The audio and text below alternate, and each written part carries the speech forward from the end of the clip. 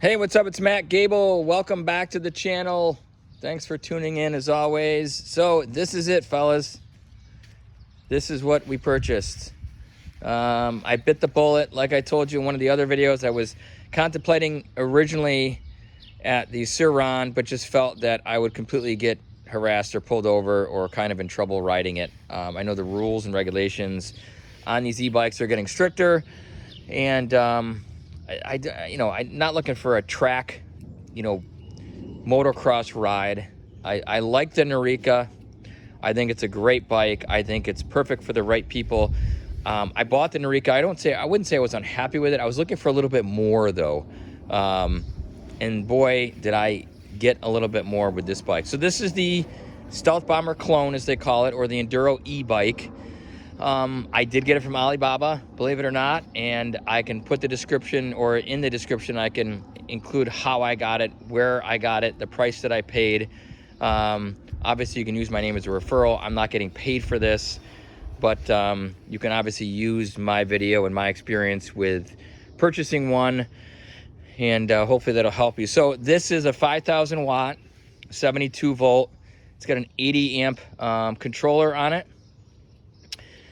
Top speed's about 45 miles an hour. I had it out for about 25 miles yesterday, and I still almost had just shy of a half battery left, and that was on throttle and pedal. The cool thing about this bike is you can pedal and throttle, or just throttle.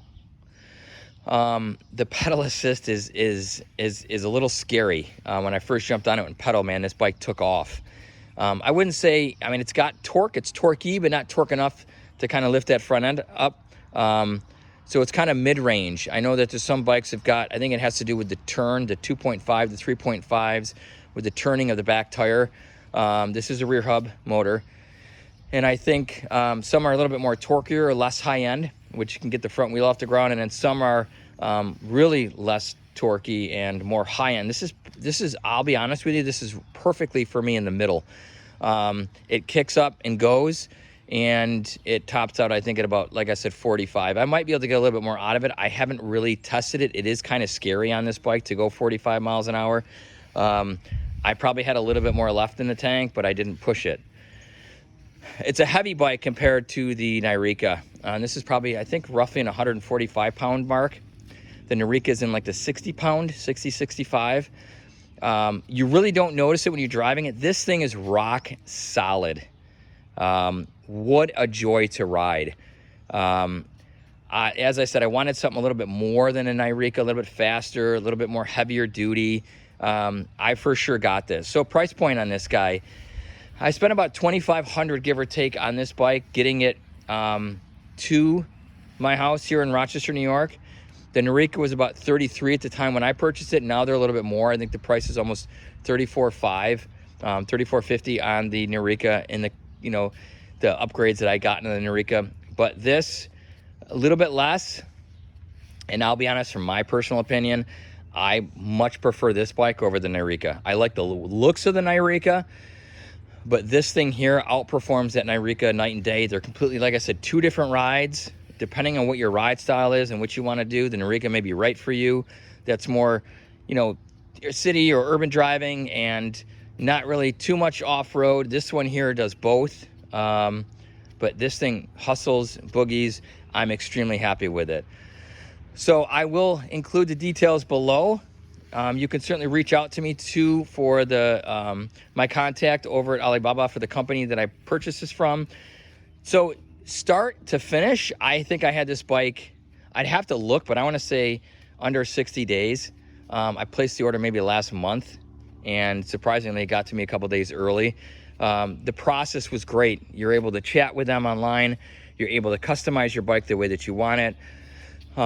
They're very easy to work with. You're able to negotiate a little bit on price, but there's a ton of different things you can get for these bikes and upgrades. I opted obviously not getting the lights. That's my light that I put on there.